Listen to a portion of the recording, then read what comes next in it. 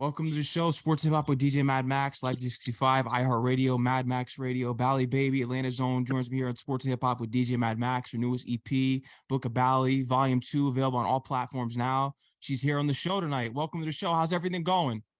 It's going great. How are you today? I'm doing well. Congratulations on the EP. You've accomplished a lot here. Looking back on your journey, because just learning about you and doing my research, you're 26 right now. So how does it feel to be 26 and have accomplished so much this far? What do you feel as though this EP has brought you at this stage of your career?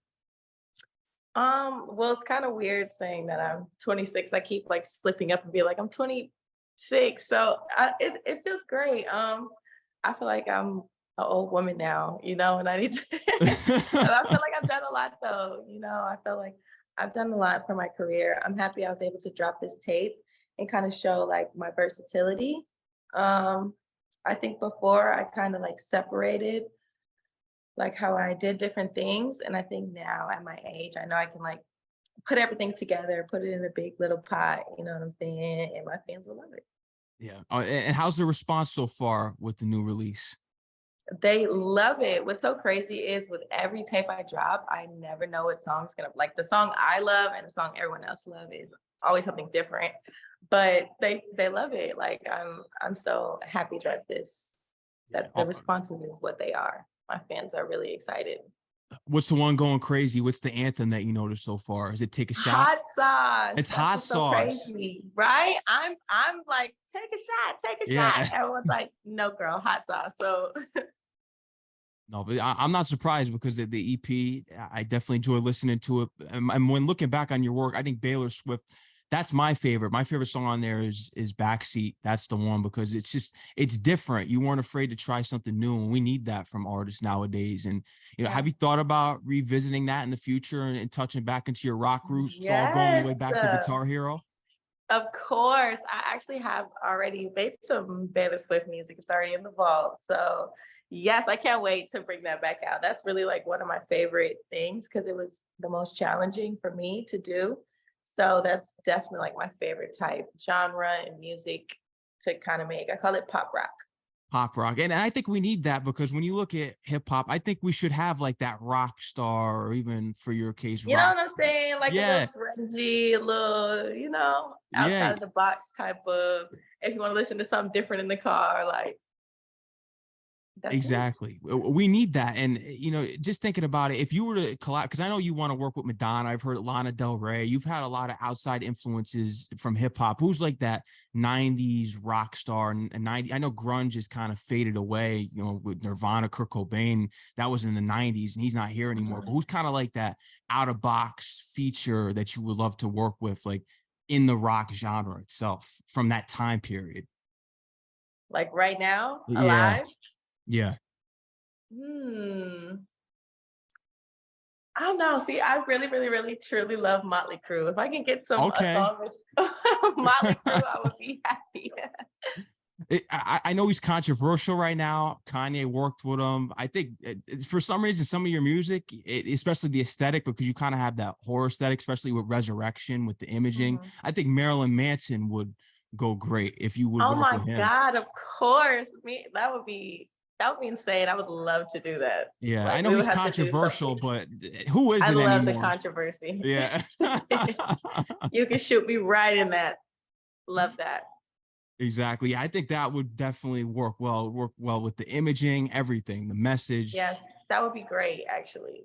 Yeah. No, definitely. Of course. And, as far as like when you're going on these tours, what's that city? Because I learned about, you have a attraction to St. Louis.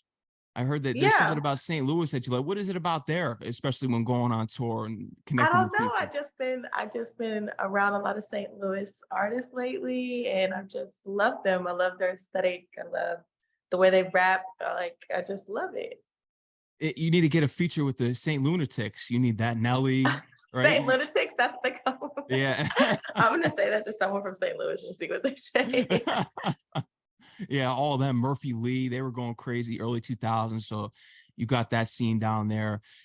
How easy, because I remember when you were going crazy with going viral. Designer was the first song. As soon as you dropped that, it went viral on Twitter. How long did it take for the hip hop community to embrace you right off the bat as soon as going viral? Literally it was instant. Like I dropped the song and my stuff was everywhere. Like before that though, like before I had dropped Designer, I was going viral before my music had even dropped, me just freestyling on Twitter. So when I dropped Designer, everyone was like, "Oh my God." And so it was just crazy. Even Two Chains, I think Two Chains was campaigning there for, I think posted something on Instagram to free you pretty much. Yeah, when I went to jail, Two Yeah. Chains like made a little post of me and DJ Smalls. It was crazy. But I mean, I think the creative background only makes sense because early on I learned about it, especially in music. You played the piano when you were younger. I heard that you played 6 years, you took lessons. Yes. Oh my God, you didn't dig deep into it. Yes. I played piano for a long ass time. My mom had me in piano. Just randomly, like my mom like wanted all of us to play an instrument. So of course I picked piano. So I know how to play. Yeah, Beethoven me. Okay, so when I pop up on stage one day playing the piano, just don't be surprised. We need to flip to what's that song? 1,000 Miles. That's always big. Yes. Right. Oh my God, I gotta do that. I gotta do a little. Yeah, that would definitely work for you. As far as have you thought about like showcasing like a live band or something live with your instrumentalization with piano? Have you Yes, thought about? I Yeah. actually performed with the live band before Oh in wow, how was that? LA. Yeah, it was amazing. Love Ghost. I have a song with them. Just check it out. You probably love it. And yeah, I performed with them a live band. It was great. I would love to do that. Like when I do a tour for like a Baylor Swift or something like that, I'm definitely doing a live band on tour. Oh, for sure. And we're gonna see how that's just gonna skyrocket from there. You also have been to Tokyo, so how was that? How Yes, was that? yes, it was great. I love Tokyo. Tokyo's my speed. Like I would definitely up and pack and just move to Tokyo and not tell anybody and just be out there for like a year. Like it's so great. It's fast. I tell you, it's super fast. Like they don't sleep. They're lit all the time. They on 10. Like I thought we was on 10 over here. No, they're on a 10 over there. How much was it of them being in love with your music as far as the rock side of it? Because that's interesting. That's the side that they really like. Baylor Wow. Swift. That's the side that they really was tuned into and like wanted me to perform and do stuff like that. You know, they really didn't like they like liked my rap music, but they really was more in tune with the different side, the pop and the rock. Like that's what really drew them to me. Mhm. I mean, what's the vibe? Because I feel like there's such a void now with Young Thug, everything that happened with that situation, and of course with the whole thing with Migos that losing a member. What's the vibe down there in Atlanta? Because I mean, you still got Lil Baby, you got some artists down there still. It's still the top music scene in the country. But what's the feeling now? Because I feel as though you've been popping for years now. Do you feel as though that you're looking to really take the next stride to, is that what's the feeling for you? You feel like down there in Atlanta? I definitely would say it's like an empty void kind of Yeah. feeling out here right now. I would definitely say that, but I think we still are going strong with our trap. We always gonna have the trap music, so I feel like that's always gonna be the vibe out here, no matter what. Like it's always just gonna be trap. Exactly. And that's the sound. That's where it originated. It's funny because when you blew up off of rap, that's kind of when you started first listening to it because we go back to the Guitar Hero that you were Yeah, all right. into I rock wasn't even prior. really, yeah, I wasn't even really like a trap listener myself. Like I really listened to, like I said, Lana Del Rey and Guitar Hero music and Miley Cyrus and like stuff like that. So I did hear you want to work with Miley. What is it about Miley Cyrus that you think you yes, could I get don't down know. with? I just love her. She's just, I don't know. I just love her. I love her music. I've always loved her. Like since she was Hannah Montana. So that's been my bitch. Yeah. It's speaking of bitches in Paris, was this your own flipping homage to Jay-Z and Kanye's record off of Watch the Throne? Yes, Yeah. and what's crazy is that that wasn't even like the idea when we made the song. It was after we made the song. Alex texted me. She was like, "We have to call it Bitches in Paris." And I'm like, "Yes, actually." So that's why that's where it came about. And I was like, "Yeah, this perfectly fits." Yeah, and hopefully down the road when you connect with Kanye, maybe we could do a remix too. Oh God, they're gonna love it. So they're gonna hear it, they're gonna eat it up. We're gonna do a remix, all of us. Yeah, it's gonna be great. Fire. And I like this design. Did you make that? Because I know you used to do some work with sneakers, handbags. Is that your own art behind you? Did you make that? No, this is my friend Trap Art God. He did this whole wall Okay. behind Wow. me. I did some other walls in this house, but he did this wall. This is massive. It's great. He's in Atlanta area, guys. If you guys want some.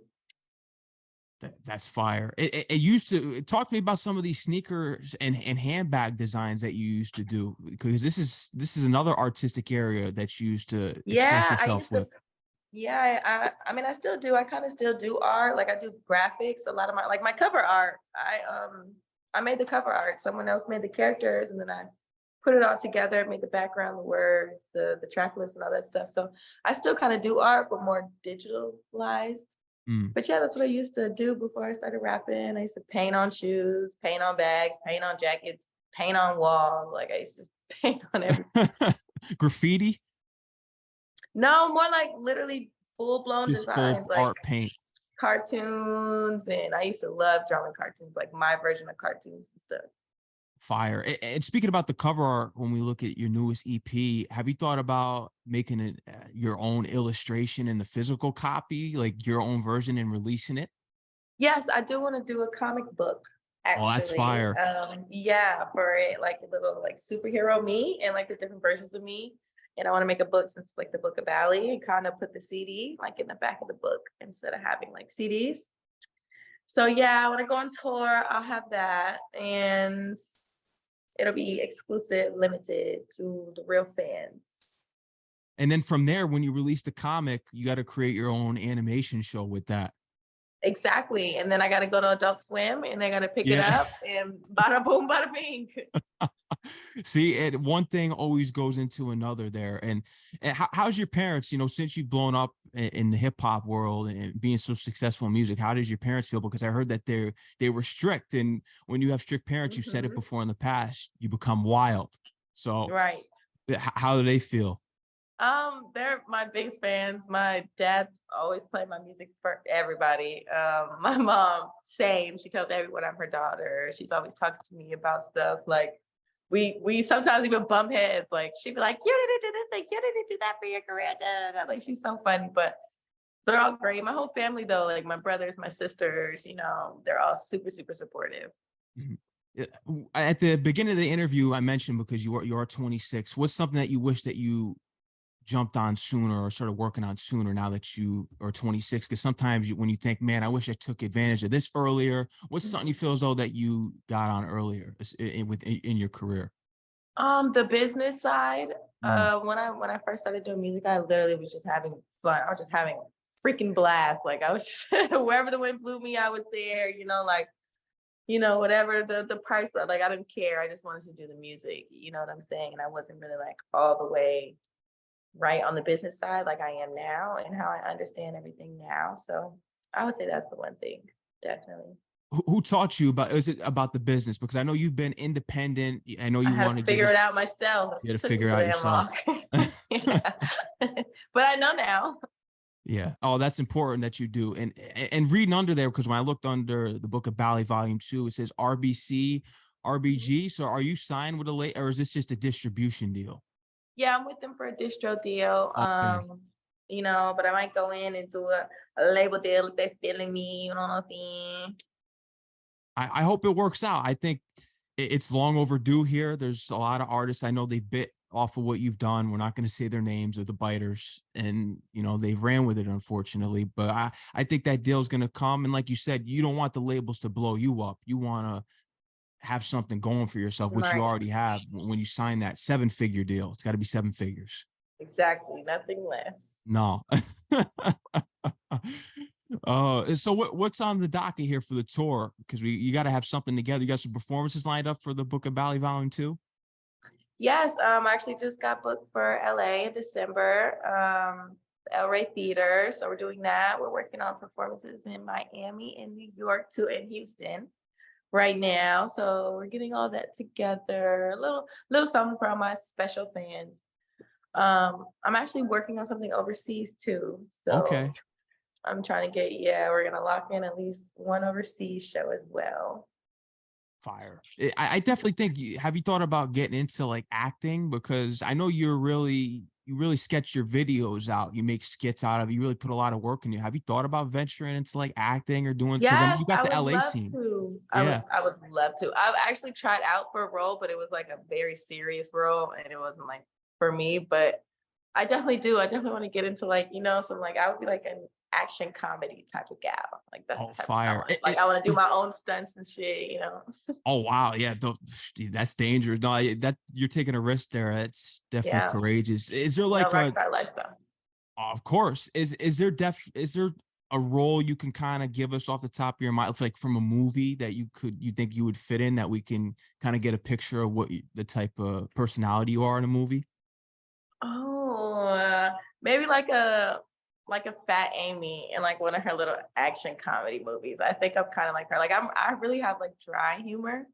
Like I'm Okay. super sarcastic, dry humory kind of movie. Like one of those like super satire. Like you have to understand the jokes to it be funny to you. How about a sports movie? Because I heard that you could have got a scholarship from soccer. I could do a sports movie. It doesn't have to be like a funny sport. It could be like a serious sports Yeah. movie. But yes, I can do a sports movie. And with the scholarship that you could have really gone far with, talk to me about some of the major highlights of your soccer career because I heard you were a great player. Yeah, I was freaking awesome. I was Yeah. on select. I really in middle school. So in middle school, my mom was talking to colleges and stuff like that. And then when I got to high school, I kind of like fell off with it and I started doing cheerleading. And I was like, okay, well, I could just do the same thing. I can do cheerleading, blah, blah, blah. Then I got kicked off the cheerleading squad. So then I was like, you know what? Like sports just isn't for me, clearly. But I actually was talking, like I be talking to my friends all the time. Like I would definitely go back and like play soccer, like recreational, like, get on a team and stuff like that. I would definitely do that. Like the celebrity all-star game for basketball, they have a celebrity So, soccer game. yes, Yeah. actually, I'm gonna do that. Don't say that again, and don't tell anyone else that. But I'm gonna do that. I'm gonna have a celebrity soccer game. Yeah, and you could be the leader of that and be your own captain 100%. And just learning about your whole story, with coming out and just being who you are in life. Is it because when we look at other artists within the genre and it's real male dominant, and then you have the other side of it, which you coming out and admitting that you were bi, do you feel as though it was difficult? Because I mean, you have other artists like the Brat, Queen Latifah within the genre that are also, you know, bisexual and lesbian, of course.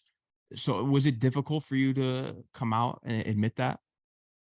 No, because I don't really care what other people think or say. So nothing really be too hard for me to come out and say it or deal with it or handle. Because people say shit about you no matter what, straight, bi, gay, say like it doesn't matter. Mhm. No, because I always recognize that and just wonder what artists go through when they're different, because that's what makes them who they are as a person. Because there's always going to be people that judge people based on that and just discriminate and leave them out of opportunities. And it's unfortunate we've had that in this industry. But I just wanted to make sure everything was good on your side, 'cause that's important. Yeah, yeah, for sure, for sure. Yeah. I don't give a fuck what these people think, so it don't matter.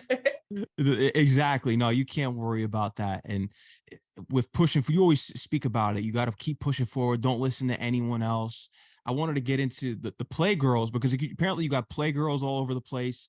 I'm from Mhm. Connecticut. So how did you, because I went to school out in New York and Queens for 4 years. That's how I was getting out of here. I'm planning on relocating. How did you find Playgirls in Connecticut? Because Connecticut, there's nothing here. It's dead. I had It's a show in terrible. Connecticut. I had a couple shows in Connecticut, actually, crazily. I did music videos. It was like it was a whole bunch of Connecticut artists I was doing features with. It was just crazy. It was because I was in New York so much, and like you said, Connecticut and New York is like right there, hop, skip, and a jump. So I was, back and forth from Connecticut to New York, from Connecticut to New York. So I ended up meeting lots of Connecticut artists, actually, whole Who were some scene of artists? Connecticut artists. Who were some artists you met from Connecticut? Can't even tell you any of their names because it was so long ago. But I can tell you my artist name, which is Slim Bundy. Check her out. She's a Connecticut artist. bitch or nigga in Connecticut. What were your thoughts on coming here for because Connecticut never gets high. I mean, I don't really want to speak on it too much. I only speak on it when I'm asked about it because I'm from here. But what are your thoughts on it as an outsider coming here? What are your thoughts about Connecticut? I mean, when I go to smaller places, it actually be super turned because since there's nothing to do out there, everyone comes out and it's ridiculous fun. And like, it was like, and I performed at like house parties. Like it wasn't even like a stage or like a club or anything. I did like house parties and stuff. So it was ridiculously lit. So I have fun in Connecticut. No, that's a first. Hey, you never know. Maybe you could come out here, create a music scene of your own eventually. I mean, you got the Playgirls out here. So, you know, what's your eventually end goal with the Playgirls? Have you thought about taking them all on like a worldwide tour? Is there some kind of like expansion tour you plan on taking them with? Yeah, but that's small for my girls. I want to, you know, sign a deal with a major and kind of get an imprint and really have a label and really start, you know, signing females and have an all female label. I don't think there's an all female label right now with anybody. So that that's would what be I want to history. do. If any labels are listening and want to be a part of the future. Yeah, that would be history. I mean, that would be huge. And you speak about always wanting to work with females and hiring, especially for camera work. So you're always giving females opportunity, and we need that. It's a male dominant industry. And we definitely need more of that. And Bali Baby, is there anything else you got to let the audience know here that we didn't touch on that you want to let your fans know that you have on the way? Anything else? We already know Straight the Book of Bali, Volume 2. You already know. Follow me on everything, Bali Baby. All you gotta do is Google me. Everything will come up. Follow the whorehouse for all events. We're gonna be lit for the rest of this year. And yeah. Oh, and Hot Sauce video. It's on its motherfucking way. Oh wow! So that's the number one song now. Just wait until you get the visual for it. Now exactly. It's really he literally gonna go. Texted me while he's on the phone, so I hope it's the link to the motherfucking video. Yeah, you got something special planned for Halloween? Because I feel like that's your time of year. Of course, but I can't spoil the surprise. Oh, so you guys are just gonna have to wait and see.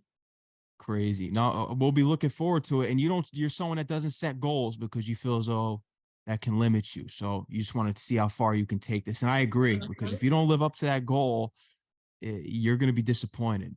Right. So as far as I go. Exactly. Bali Baby, thank you for coming on the show here tonight. Book of Bali Volume 2 is available on all platforms. It's available in my rotation now, Mad Max Radio Live 365. Go check it out. Go download it, stream it, support. I appreciate it, Bali Baby.